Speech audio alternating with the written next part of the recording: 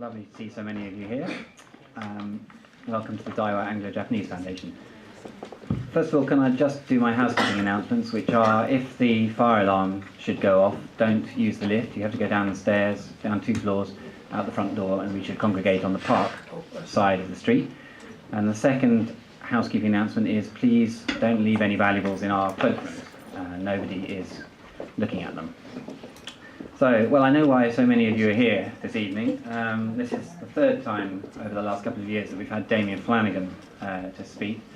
And he was telling us, actually, that the last one he did here has now been viewed 800 times on YouTube, which I must say we ourselves weren't aware of. So, obviously a very popular speaker, and probably doesn't need very much introduction, but he is an expert on Japanese literature and has written a number of books, both in Japanese and in English, different books. And in particular, he has specialized in Natsume Soseki, and his latest book is on Mishima. And he's also written about Japanese literature in various newspapers and magazines, again, both in Japanese and in English, I think. So he tells me he's got a lot of material, which is great. So I'm going to pass straight over to you, David. Thank you very much.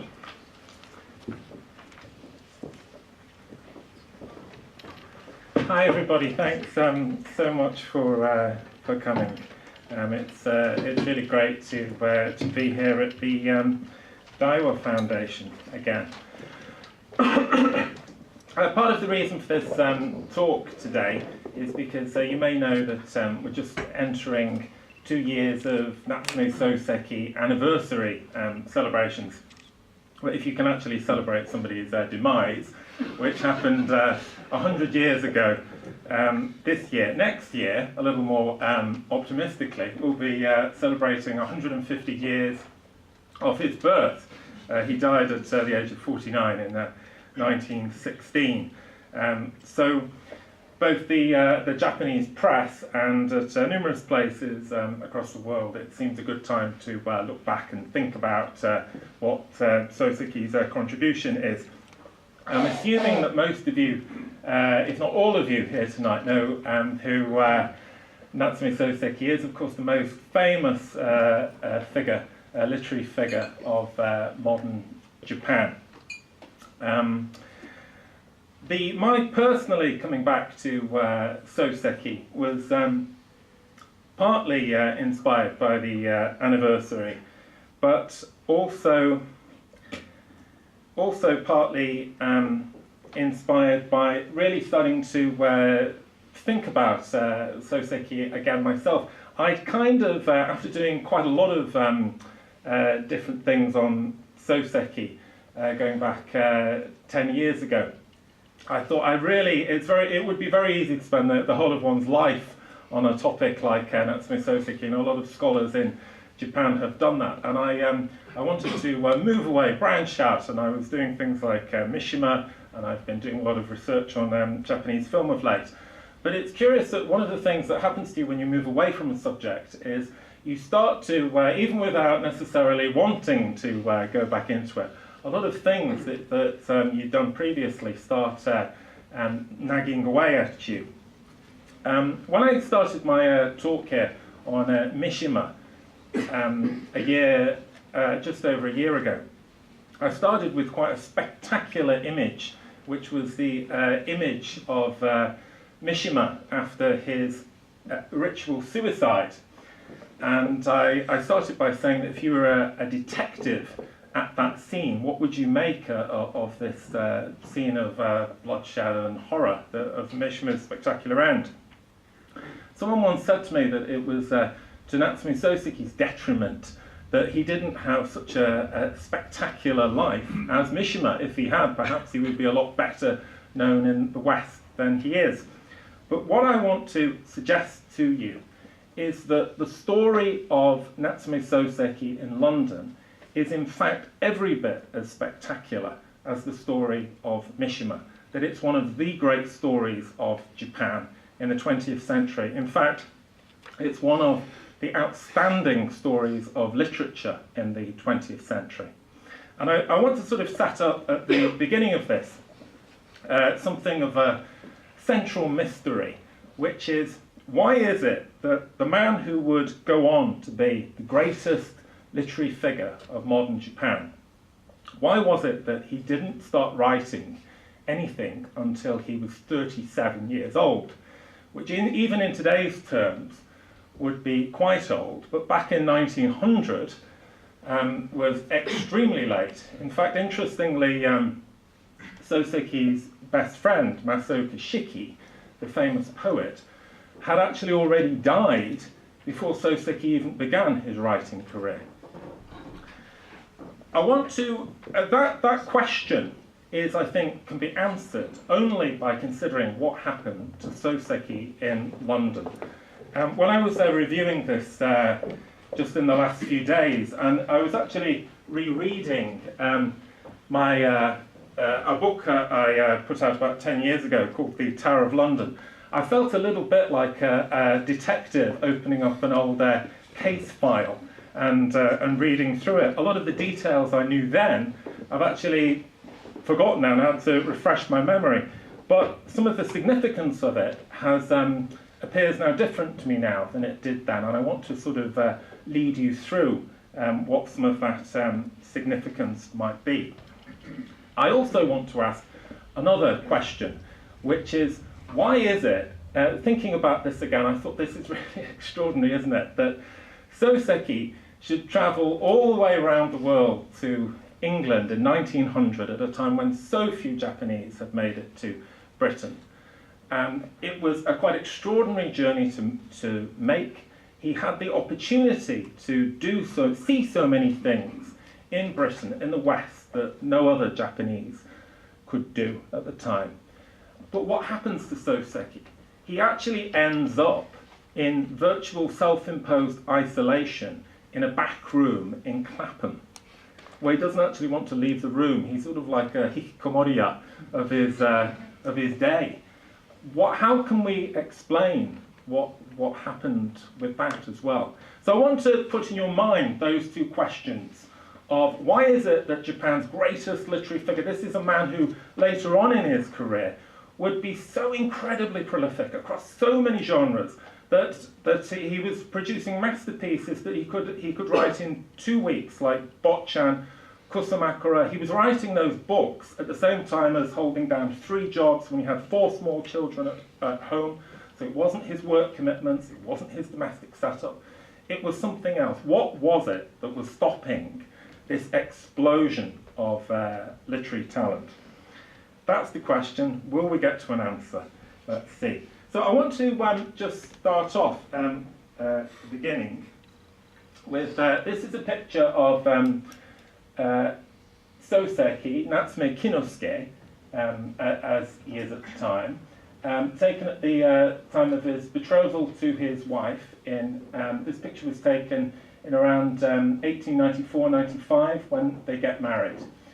By the time that Soseki is invited by the Japanese government to come to study abroad in London in 1900, he's already been married for 5 years. He already has a child, and his wife is pregnant again.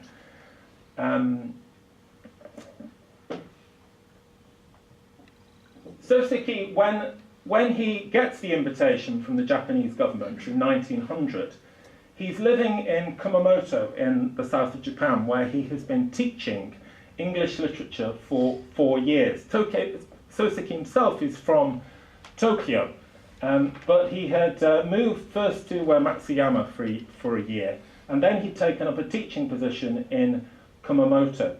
But Soseki was very keen at the age of 33 to get back to Tokyo. He felt that he was being essentially lost in the provinces. He wanted recognition for his talent.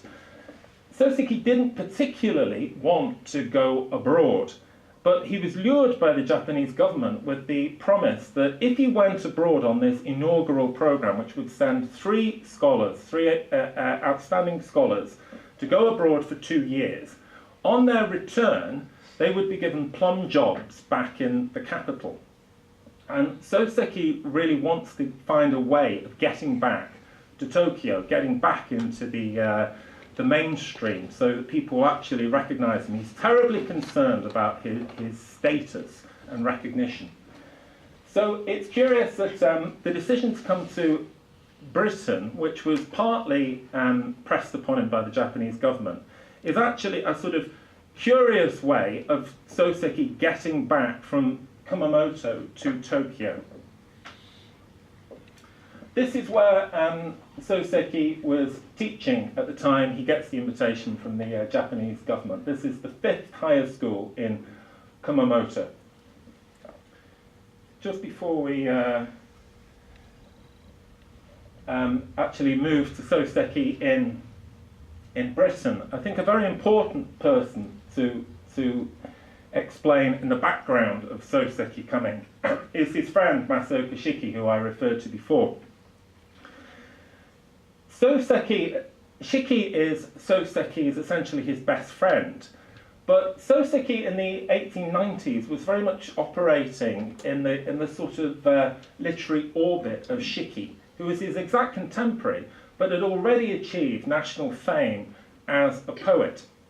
He inspires Soseki to start writing haiku poetry himself, but Soseki never quite reaches the same heights of haiku poetry, although he's proficient at it.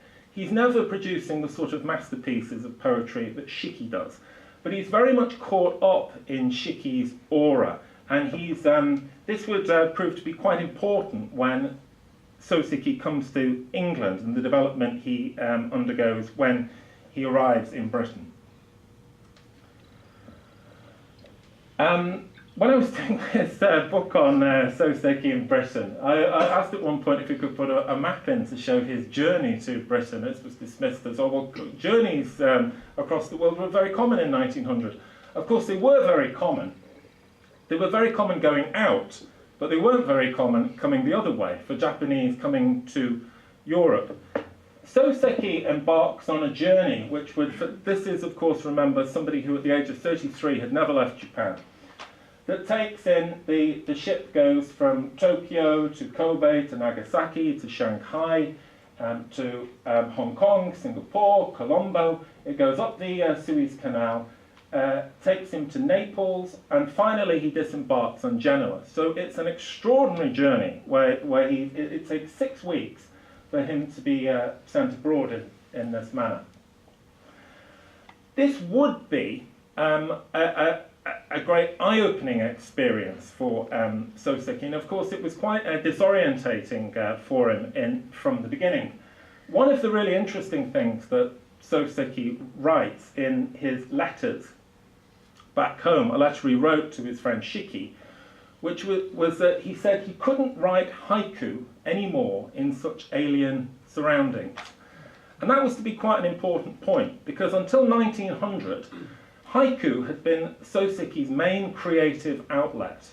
And for somebody who turned out to be so innately creative, moving on that ship out of Japanese waters and into this unknown world closed down the haiku as his main creative outlet. So it's sort of like a kind of pressure cooker environment he's moving into, where he's now lost what was his main outlet for creativity.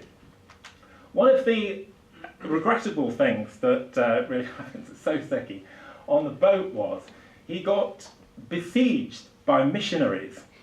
The boat happened to have on it a woman called Mrs. Knott, who was a Christian missionary coming back. I think she was coming back from seeing her daughter in Japan. And they immediately latched on to Soseki and saw him as somebody that could be converted to Christianity and be a great hope for Christianity in Japan. Unfortunately, the terms of this engagement were that they essentially talked to Soseki as if he was a child, somebody who had great difficulty understanding these great Western concepts of things such as divine grace. Of course, reading Soseki's accounts of these things is really comical, because you're talking about perhaps the greatest Japanese intellectual certainly of the modern era, perhaps of all time. And reading his accounts of talking to the sort of middle-aged British lady who's trying to tell him about the true religion is quite hilarious at times. Soseki replied at one point when asked if he prayed, responded that unfortunately he didn't know any God worth praying to, which didn't go down very well with the missionaries. Soseki goes up through France. He arrives in Paris, spends a week at the World's Fair in Paris, and then on October the 28th arrives in London. Not the best, seasonally speaking, not the best timing, I'd say, for London. Just moving into the winter season, which was to have a big impact on Soseki, because he was really affected by the fact of just how dark and cold, gloomy and foggy London turned out to be. He moves, the first place he stays for 2 weeks is a place called Eva Stanley Apartments, which was on Gower Street near the British Museum. Soseki later wrote a really interesting reminiscence of this, where he talks about how if you leave one of these houses and walk down a few in the fog, you've actually no idea which one you walked out of and can't find your way back, which I must say is exactly my feeling when I'm down that area of London as well. There was a very small but tightly knit Japanese community in London at the time, and it was the case that if another person from Japan arrived, of course all of the small community were well-heeled and usually highly distinguished people from Japan. This network would make introductions to boarding houses that were well disposed to Japanese lodgers. And Soseki immediately starts putting out feelers for where he might move to from this initial base on Gower Street. The reason he doesn't stay here, incidentally, is it was too expensive. And one thing that rears its head immediately in Soseki's London experience and becomes a constant issue is money. Because the Japanese government had given Soseki an allowance of £15 a month, which was, I don't know if you're up on your exchange rates at the time, you might be interested to know that in 1900, £1 was worth 10 yen. So Soseki was getting 150 yen a month, which back in Japan was big money. But unfortunately, when it was translated into pounds, wasn't very much. And that stipend he was given wouldn't have even covered the rent to stay on Gower Street. He embarks in the first few days in the usual round of sightseeing. He goes to see places like the Tower of London, which would come in very importantly into his literary output later.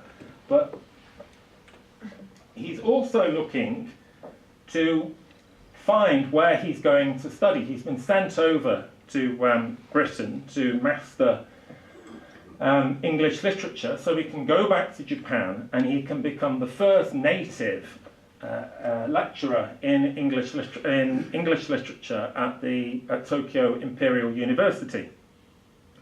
So he feels he needs to align himself with some establishment for the educational establishment for the time he's in Britain. Mrs. Knott, who we met on the boat, introduced him to somebody called Charles Frere Andrews, who was connected to Pembroke College in Cambridge. So Soseki goes up to Cambridge with the idea that he might study in Cambridge. He spends one night in Cambridge and very quickly goes off the idea. The flaw in the plan that he quickly sees is that, again, he feels, one, he doesn't have enough money, that all the Cambridge students are extremely well off and can afford to take things fairly leisurely. He later writes that the students at Cambridge seem to do 2 or 3 hours study in the morning, then go off, play games in the afternoon, take afternoon tea, and then all go off for a jolly good dinner in hall at the evening. Soseki is under this pressure from the Japanese government that he has to do something really important. He has to be this pioneer, this leading figure, this beacon for what Japan can achieve in the arts in the Meiji period. So he dismisses the idea of Cambridge, and he comes back to London, and he settles instead on an equivalent institution, University College London. He signs up for classes, and he spends, I think he spent 2 months going to lectures at University College London. He particularly went to the classes of the lectures of a Professor Kerr, who was an expert in medieval literature. After 2 months, he decides that this is also a waste of time. The reason for that is he thinks that what he's learning in these classes is actually not much different or better than the type of classes they have in Japan. And he's also wasting a lot of time commuting back and forward to them. So he abandons that idea. Meanwhile, he's moved to his first boarding house, which was on Priory Road in West Hampstead. This was a nice area and quite a nice house. Soseki wrote an amazing description of this house in 1909, so about 9 years afterwards, in which he portrays this extraordinary atmosphere of incest going on in the house. He implies there's some sort of incest going on. There's a maid in the house, a young girl who's acting as a maid, who looks very like the son of the house. There's a stepsister. There's a German stepfather who looks like President Kruger, who they were currently engaged in the Boer War with. There's all these extraordinarily sort of seething, disturbing psychological things going on in this house. Probably Soseki made most of that up. But when he wrote this piece called Lodgings in 1909, he was in full flow of his literary career. And by that stage, which was the sort of end point of what he was doing with his London material, he was freely adapting it all, mixing it in with his own psychology, his own ability to create fiction. There were certain aspects of truth in it. There actually was a German father in the house who had 2 stepchildren, but the stepchildren were actually full brother and sister. And in fact, because he'd put so many sort of psychological elements in it, many people actually wondered whether he'd completely made up the existence of this 15-year-old maid called Agnes. It was actually only in 2002 when they published the census of, I think it was 1901, that the very assiduous Japanese scholars were able to look up who lived in the house and see that there was indeed a 15-year-old maid called Agnes, I think she was called Agnes Bruce, living in the house. So the characters actually that he described were in the house, but what he does with them is highly fictionalized. And what Soseki was lending to that was a lot of his own insecurities and his sort of like dreamlike reminiscences. So Soseki himself had quite a disturbed upbringing when he'd been passed out as a child from his own parents and raised by other family members that he didn't realise were not his true parents. So he had this whole insecurity about that dating back from his own youth. And he sort of blends this into his experiences in England. Most probably what went on in this house, in the story Lodgings, he says that it's so uncomfortable, it's so seething with all these psychological tensions that after a month he leaves. It's an absolutely brilliant description. What probably happened is, so it was just too expensive for Soseki. He was spending, the house cost nearly £2 a week, so getting on for £9 a month. Soseki was getting £15 from the Japanese government, and he'd already set upon a programme of he wanted to buy as many books as he possibly could while he was in Britain. At the time, books, even second-hand books, were extremely expensive and hard to come by in Japan, so he saw this as a fantastic opportunity to buy books while he's in Britain. So he wants to buy as many books as possible, and he wants to save money from the money he's spending on his lodging so he can transfer it to the books.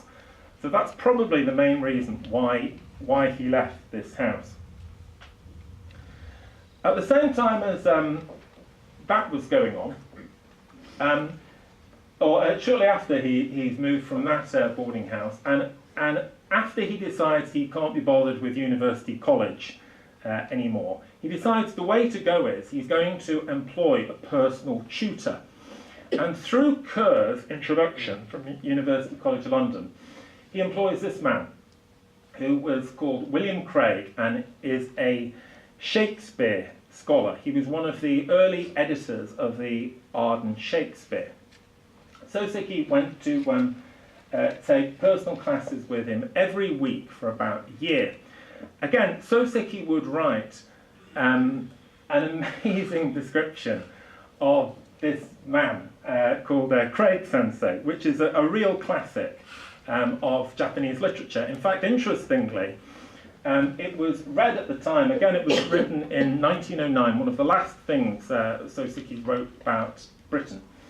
And it was read by the great Chinese writer Lu Xun, who was living in Sendai at the time, who was a passionate reader of Soseki, who would in turn translate it into Chinese, be inspired by it, write a famous story called Fujino Sensei, which is a classic of Chinese literature, which would again be translated back into Japanese. So it turned out to be extremely influential. Again, Soseki's description of Craig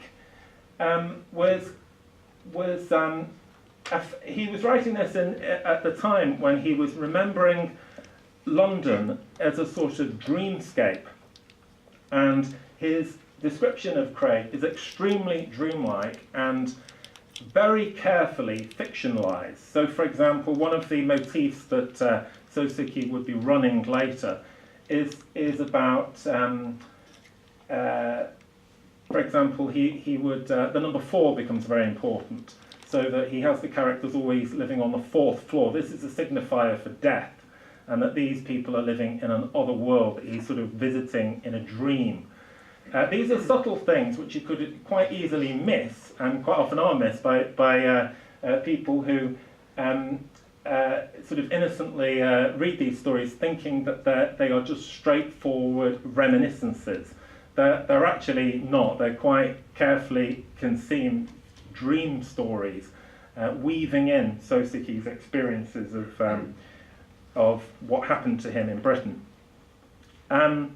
Craig was, in the story, Soseki remembers Craig as an extremely eccentric character. He talks about how he rambles on about literature and just talks about whatever takes his fancy.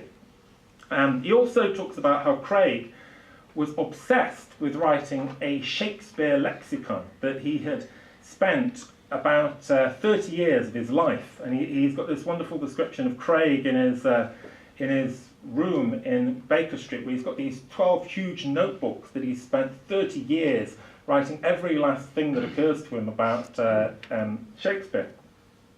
In the story, the denouement of it is quite devastating when Soseki lets drop that 2 years after he returns from Japan, he reads in the paper that Craig has died, and he wonders whether the lexicon has basically ended up, this man's life work has ended up as waste paper. However, despite the way that Soseki presents it in that story, I think we can take it that Craig was actually quite inspirational to Soseki, because what he does is Soseki sees that this man, who he has many resemblances to in many ways, Soseki was constantly looking for somebody in London who shared his poetic sensibilities, who was essentially as obsessed with literature as he was. And he found this person in Craig. But he also sees then that Craig has this sort of titanic ambition, that he wants to do the definitive work on Shakespeare. This has an impact on Soseki, whether you like to admit it or not, which is this then sets Soseki thinking about he wants to write some sort of monumental work. This is the direction that he should be moving in. And this was to be quite an important spark for what was to come in the second year of Soseki's time in London. I'll just briefly show you as well some of the other things which are going on in the London of the time. The day after Soseki arrived in London, he sees a procession of troops coming back from the Boer War. Well, one of the things Soseki writes constantly about is the crowds of London, the fact that he felt so small, the busyness of London, the isolation he feels in London. And another very important event was to be the death of Queen Victoria in January 1901, followed by the funeral procession in February of 1901.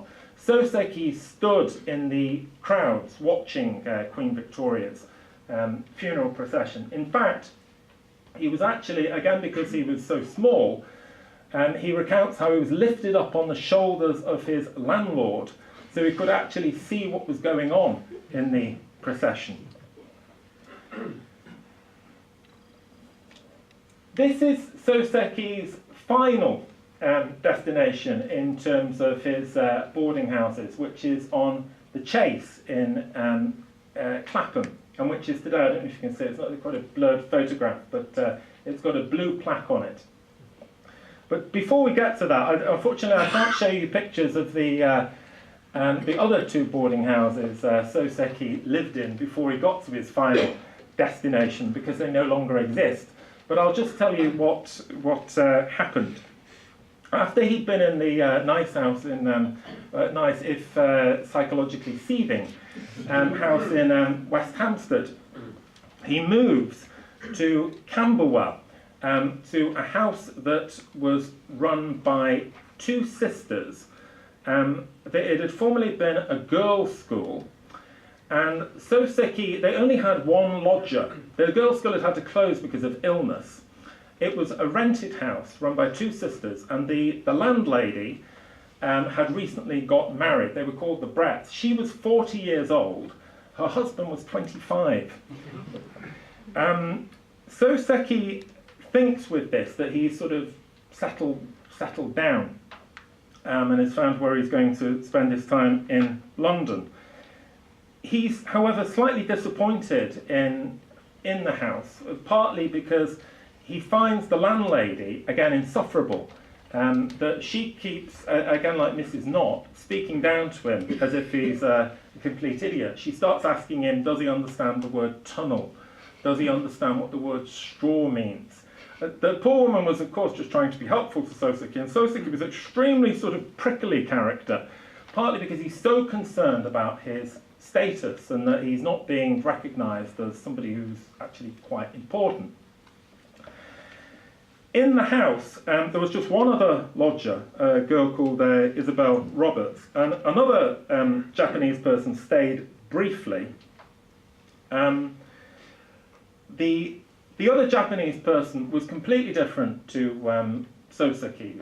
It's called Tanaka. And he again riled Soseki by...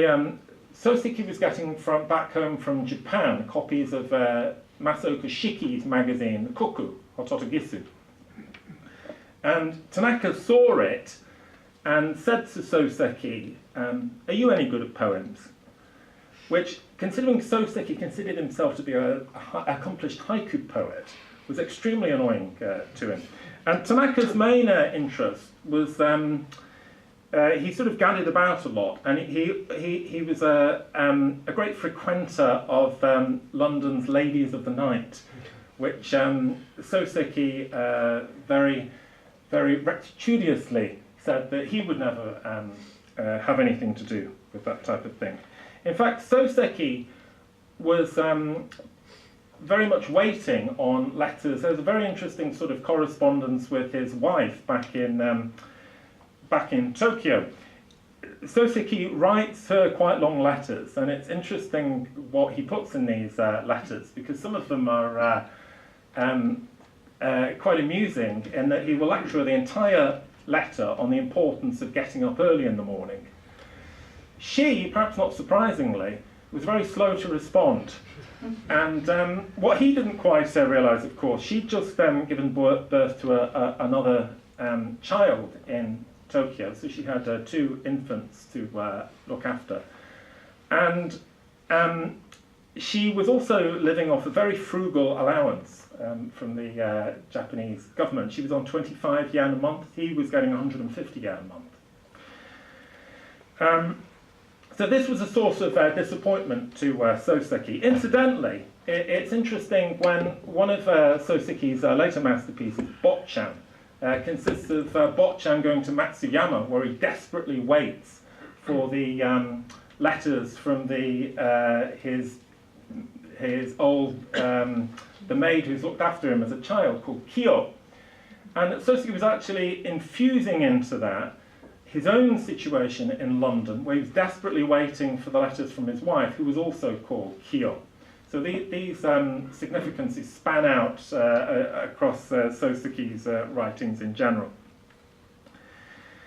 One of the things that it's also worth saying about the house Soseki moved to, he in April 1901, he writes an account called Letter from London that was done at Shiki's urging that he should write something in the style of the works that were being produced in this magazine called the Cuckoo. And the idea is that they would use this sketching from life format to describe what life was like for the contributors to the magazine. Shiki is urging Soseki to do something, to actually do some writing. Now, you might think from that, and it's a sort of standard interpretation, that Shiki was responsible for essentially for helping to create Soseki as a writer. And this would be a classic example, because the only thing he writes in London is this Letter from London, which is a really interesting account, straightforward, sketching from life account of what's going on in this second boarding house. But I think what's really interesting is that I think in many ways Shiki was what was preventing Soseki from being a writer, because he cast such an aura over Soseki that he made it that Soseki was representing himself in ways that didn't suit him as a writer. He was writing haiku, but he was never going to be a great haiku poet. Shiki gets him to write this sketching from life style piece called Letter from London, which is really interesting, but is not what would distinguish Soseki as a writer.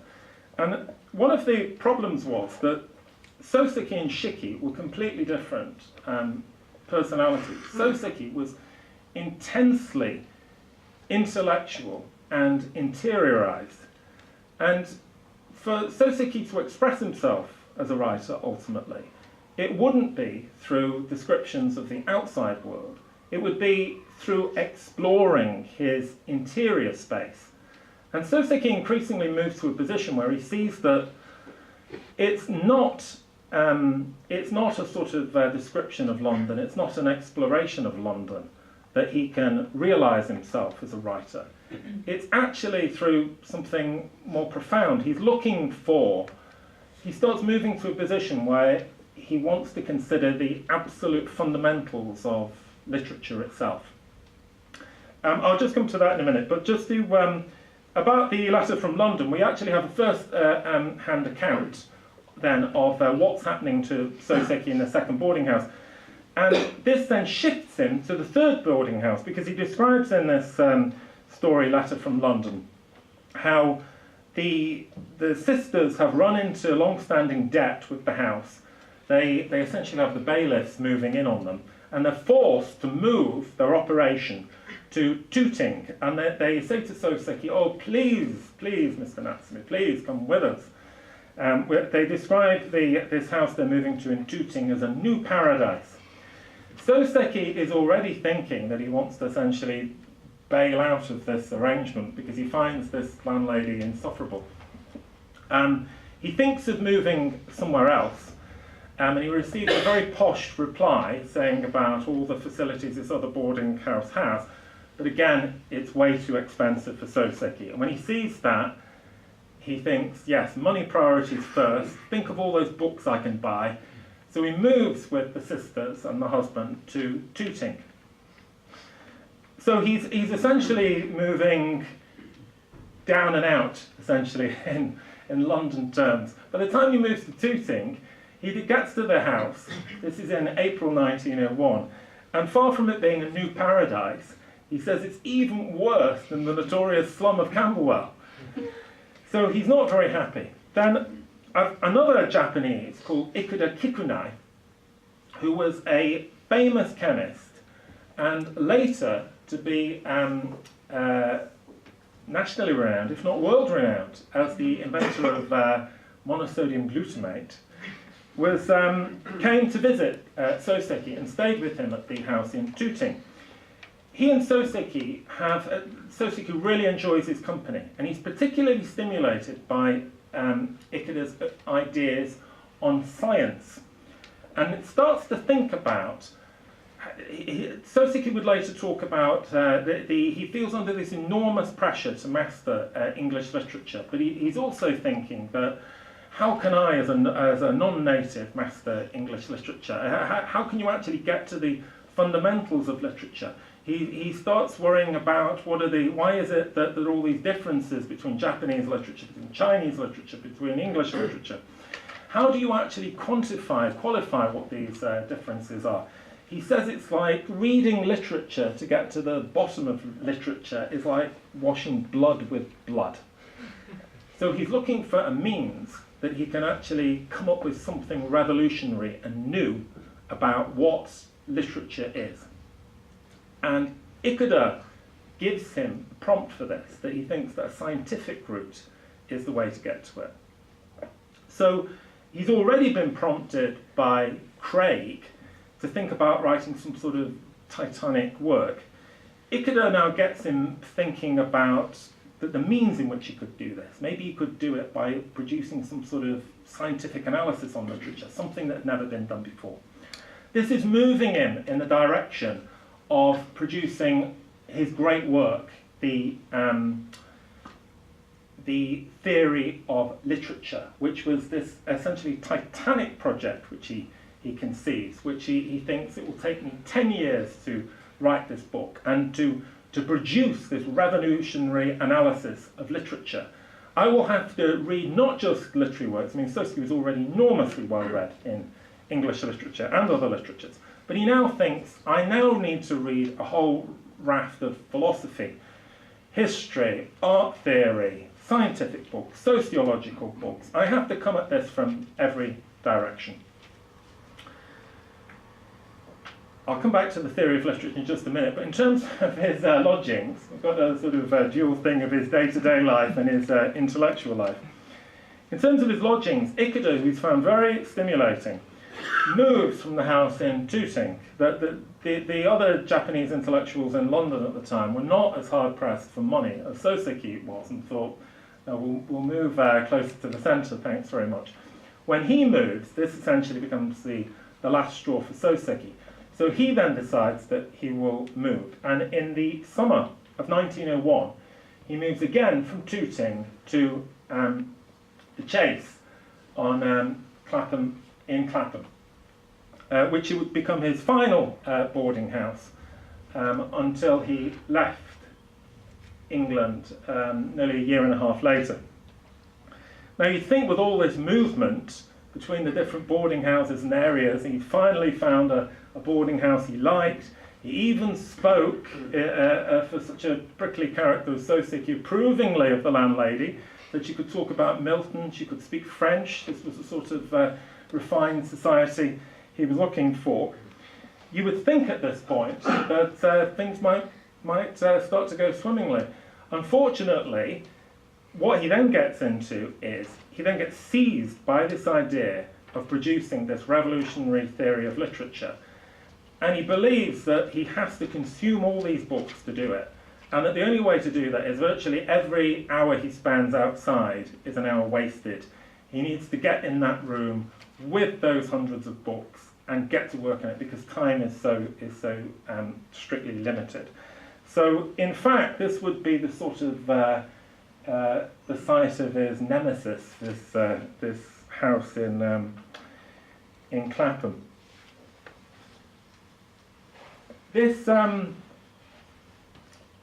is a page from Soseki's Theory of Literature, which finally appeared in a kind of incomplete form in 1907, I think it was. Soseki had to eventually abandon his grandiose 10-year plan.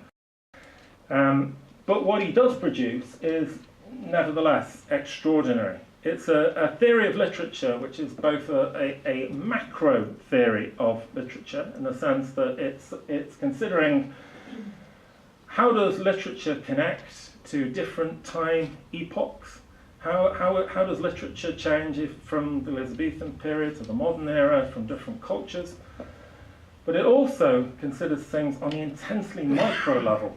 It starts off of the very first principles of literature, that literature consists of your consciousness by second changes of your consciousness and your involvement with the text you're reading. And he creates, the framework he creates for this is, you can see a time scale running up there, which is running from minutes, hours, months. He's running then the subjects that literature books cover, and his other great sort of correlative in this titanic theory of relativity he was creating would be the emotion. His idea is that if you strip literature into its sort of scientific components, there are two parts to it. There's the actual narrative story, and there is the treatment of the narrative. And those are his sort of fundamental building blocks, and from that he fans it out into a myriad of considerations of how do literary techniques work, and what is their impact on your consciousness. I have to show you this rather hilarious, I always think, postcard. You may know that on the Chase in Clapham, there is today a Soseki museum, and this is I don't know if it's changed, it's many years since I've been there, but this used to be the only postcard they sold at the Soseki museum, and it says on it, Soseki suffers serious bouts of depression, 1902. The Soseki Museum in London. So that's I've always thought that would be quite hilarious to send that to someone as the highlight of your time in London. This is actually not a genuine telegram, but it's actually when I was doing a piece for the BBC some years back, and we did a little mock-up of a real-life telegram which was sent in Japanese in 1902 to the Ministry of Education, where somebody actually sent them a telegram saying Natsume has gone insane in London. And this was the point that Natsume was, Soseki, had got to his madness, so to speak, had become the talk of the Japanese community in London. In fact, when I was reading this today, I was thinking, wow, this is a bit like Apocalypse Now or something. This is like someone going down river and just completely losing it. And then back home, they're like, how are we going to get him back? Another famous thing that was a sort of precursor to this was, which if the Japanese Ministry of Education had been paying attention, they could have probably worked out something was going seriously awry was, in classic Japanese bureaucratic fashion, they ask you to write annual reports on your progress. And Soseki, after spending a year in London, submitted as his annual report a blank piece of paper. So he was sending them a pretty strong signal about where he felt he was going with his research. I just wanted to put up at this point, one of the things that I found very stimulating, and it's made me think again about Soseki in London, is we had this is Lafcadio Hearn, who many of you may know is a famous Irish interpreter of Japan, who at the time that Soseki was in London, he was the lecturer in English literature at Tokyo Imperial University. In fact, Soseki would go back to Japan and essentially take Hearn's job. He was pushed out. Hearn today is an enormously prized figure in Japan, where he's known by his Japanese name, Koizumi Yakumo. But we, partly because we had quite an interesting symposium on Hearn last year, I was doing a lot of reading about Hearn, and it really brought it home to me, the contrast between Soseki's immediate predecessor at Tokyo Imperial University and Soseki, because Hearn, who was a world traveller, he had left Ireland, gone to England, then he'd gone to America, gone to the Caribbean, gone to Japan. Everywhere he went, he was fantastically interested in everything that was going on around him. And he essentially wrote a book a year where he was observing all the sort of native traditions and things that were hidden, and he wanted to write back home about Creole culture. He writes a dozen books when he's in Japan about Japanese culture and customs, which have all been translated into Japanese and which are regarded as classics. But reading all this made me think again about how extraordinary it was that Soseki, when he's in London, is presented with all those opportunities. You think all the places in Britain Soseki could go. I mean, this is a man who is absolutely steeped in English literature, knows the literary resonances of everywhere in the country, and isn't interested in going to any of them, and spends instead the entire time in this room in Clapham with these hundreds of books. And I thought, what an extraordinary contrast that is. And of course the reason for it is because Soseki has moved to this position that literature is not this presentation of the exterior world, which was very much the agenda that Shiki and his group of poets were pushing in Japan. He's moving to a position that no, literature is essentially a more sort of expressionist position. It's the world refracted through your consciousness, through all your reading, through everything you know about a subject. That is where literature comes from. I'll come back to that point in a moment and just explain how that eventually manifests itself. But just to finish on Soseki's time in Britain, when he's in the midst of his nervous breakdown, there are two things which are attempts to get Soseki back on track. One is the landlady at his boarding house, probably prompted by some of the Japanese community in London, tried to get Soseki out of the room, and to do that they encouraged him to take up riding a bicycle and try to go out riding around places like Wimbledon Common on a bicycle, which he did attempt to do and which he wrote later about in a piece called Bicycle Diary. The other thing is, they decide Soseki needs a sort of recuperative trip somewhere, and they arrange for him to go up to Pitlochry in the Scottish Highlands, where he goes in October 1902. Now, this has a fantastic effect on Soseki, because he absolutely falls in love with Pitlochry, and in stark contrast to everything he writes about London, which generally tends to be negative, he always rhapsodizes about Pitlochry. He goes there at a time of year just as sort of beautiful autumnal hues, and it has the desired effect that it brings Soseki back from the brink. Again, there's an echo of what happens to Soseki in Pitlochry in works such as Kusumakura, his famous book the three-cornered world. Soseki leaves Britain, and he arrives at the promised land, Tokyo Imperial University. He gets the job.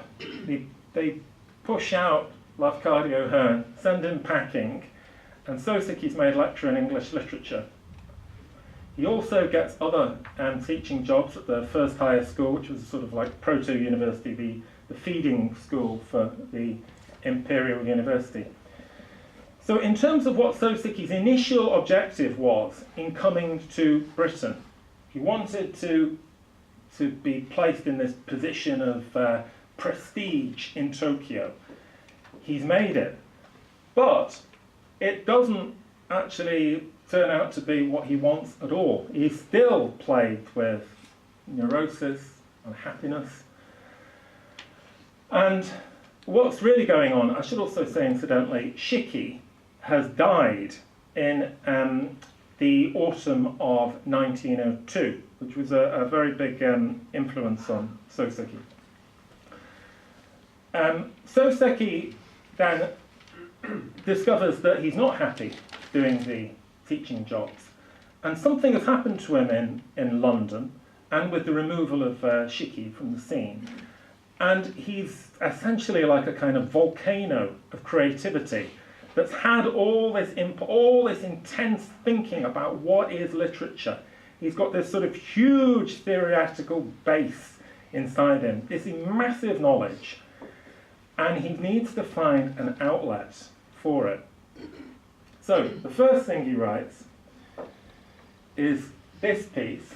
This is actually a translation I did in a magazine called Kyoto Journal some years ago. The illustrator took a bit of license with Soseki on the bicycle. This is a sort of humorous account of... Soseki writes this when he's in Japan, 1903, but he's recalling the previous year when he'd been encouraged to go out, get on his bicycle. When I did this book, The Tower of London, I kind of thought it was a very humorous piece. But coming back to it again, I began to see it in a different light to the way I initially saw it. Because if you compare it to the previous piece, Letter from London. Letter from London is classic Shiki sketching from life. Describe the world around you. And Soseki does that well, but it was never anything that he was going to be remembered all time for. What's really interesting about Bicycle Diary is that this is then, it's Soseki's repudiation of all of that. It's no longer sketching from life. It's a massively exaggerated, comic, satirical portrait of himself on a bicycle. And I think that what Soseki's actually really doing on that, if you really look at the meaning of it, is getting on the bicycle is really, he's talking about that Soseki, of the type of literature Soseki was being encouraged to write. Soseki was being, the whole milieu in Japan was demanding that he write a certain type of realistic sketching from life literature. This is the bike that you're supposed to get on. Soseki demolishes that theory and shows this in sort of exuberant prose. That he's not going to ride that bike. He falls off it. It's comical. It's something else. So I think that the hugely sort of burlesque satire he uses in that is quite significant in sort of clearing the ground for the great explosion of creativity that was to follow. The first outlet of which was to be his story, The Tower of London. Now, you might remember I said just in the first days he was in London, Soseki visited the Tower of London. But when Soseki writes this amazing story, The Tower of London, he's not writing, he's moved on already from this idea that you'll just write a sort of little account of I went to the Tower of London and did all this. He's now feeding into all the ideas he's been working on in the theory of literature. That the Tower of London has to be something. The Tower of London has to be something much more powerful than that. It has to be a symbol of so much more in British history. And for Soseki as well, it becomes, when he's talking about the Tower of London, the Tower of London for him is everything he's read which connects to the Tower of London, everything which his memory recalls about it, everything which he sees in sort of dream spaces, every painting he's seen in it. All these different elements come together in this story, and then he fictionalizes it and creates this artistic work. And I'm afraid I don't have time here, you'll be pleased to hear, that to go into great detail about this story. But let me just say very quickly, some of the elements he produces to it. He sets the whole thing up like as if it's a no play, that the walking across Tower Bridge is like a character walking along the sort of bridge on a no stage, that you're moving into this mystical other world. The River Thames is turned into the River Styx. You're entering the underworld. He's got this fantastic idea of history in it, that the Tower of London becomes this great magnet in London that's sucking everything in modern London into it, that every second of the present is being pulled in to this magnet of the past. So it's not at all just a description of the Tower of London. It's absolutely teeming with philosophical and artistic concepts. I'm under the cosh of time, so I'm very quickly going to breeze through these. This is what Soseki then shows is his incredible sort of antithetical way of thinking. That Soseki was, as opposed to the sort of Shikies school that tended to have quite fixed ideas on things, Soseki's mind was constantly seeking to challenge whatever idea had come first. And you get this in his very earliest work, such as soon as he writes the Tower of London, which he talks about how this magnet of the past laughs at the present and pulls it all in. He then writes immediately afterward this sort of matching piece called the Carlisle Museum, where he describes again crossing over to this mystical other world across London, going into the home of this historian. And here he's presenting an antithesis of that. Yes, it might be that every second of our existence is being sucked into the past, so it seems like the past is triumphant. But in this piece, he considers the reverse. You take a historian tries to commune with the past, tries to connect with it.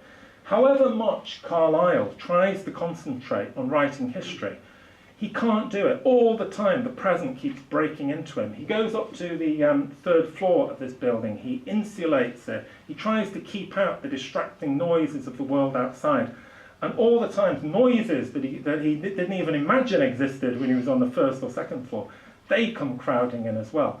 So Soseki is moving in this incredibly dynamic way where he's interacting with really strong philosophical and artistic concepts, and he's using London as the canvas to express those ideas.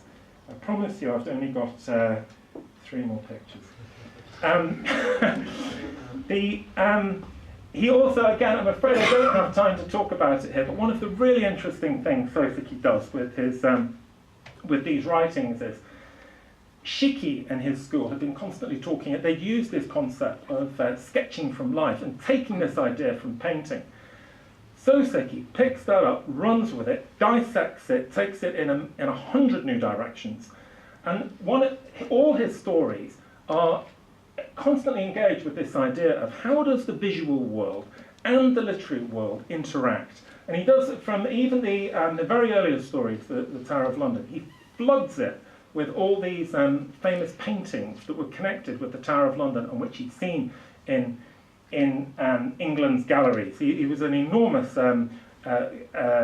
connoisseur of fine art.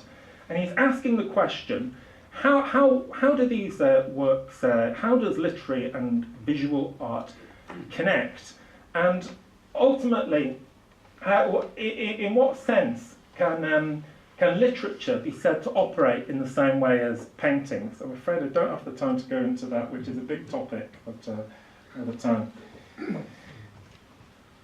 In a very inferior way, I hope in some small way I've communicated to you that the interest of Soseki in London is not so much in the places Soseki lived and the place and the people he met, though that is in itself interesting. But the greatest interest is in how London, what happens to London, this pressure cooker, creates Soseki as this genius, creative writer. And that the London that most mattered to Soseki was the London he finally expresses in his literary works. And it's those I would encourage you to explore. Thank you very much.